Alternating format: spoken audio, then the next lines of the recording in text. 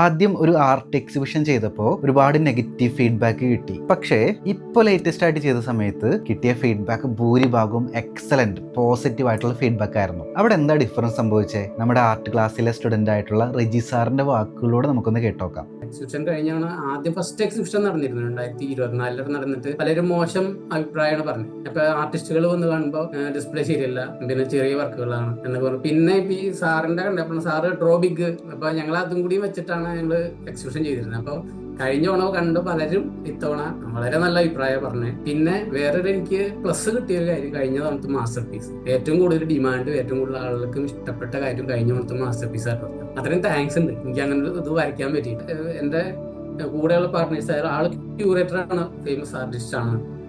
അപ്പൊ ആളും ഈ 7 എലമെന്റ്സ് ഓഫ് ആർട്ടിസ്റ്റ്, ആള് BFA ആണ്. സാറ് ആലോചിച്ചു നോക്കുമ്പോ BFA ആണ്. അപ്പൊ ആളും ഇത്രയും കാര്യങ്ങൾ ഉണ്ടെങ്കിലും ആളും അതിലും വളരെ എക്സൈറ്റഡ് ആണ്.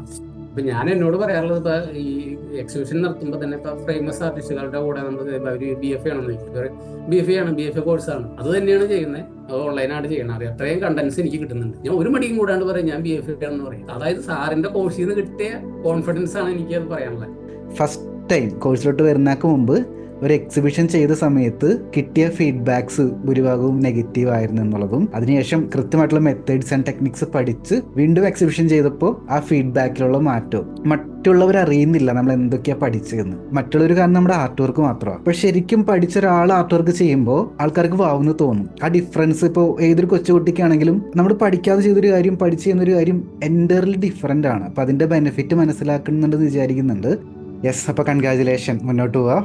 നമ്മുടെ ഓൺലൈൻ ആർട്ട് ക്ലാസ്സിൻ്റെ കൂടുതൽ വിവരങ്ങൾ അറിയാനായിട്ട് താഴെ ആർട്ട് ക്ലാസ് എന്നൊന്ന് കമൻറ്റ് ചെയ്തോളൂ. അതിനുശേഷം നിങ്ങളുടെ ഇൻബോക്സിലോട്ട് നിങ്ങൾക്ക് യോജിച്ച കോഴ്സ് സെലക്ട് ചെയ്യാനുള്ള നെക്സ്റ്റ് സ്റ്റെപ്സ് ഞാൻ അയക്കുന്നുണ്ടായിരിക്കും. സോ ആ സ്റ്റെപ്പ് ഫോളോ ചെയ്യുക, എന്നിട്ട് ക്ലാസ്സിലോട്ട് ജോയിൻ ചെയ്യുക.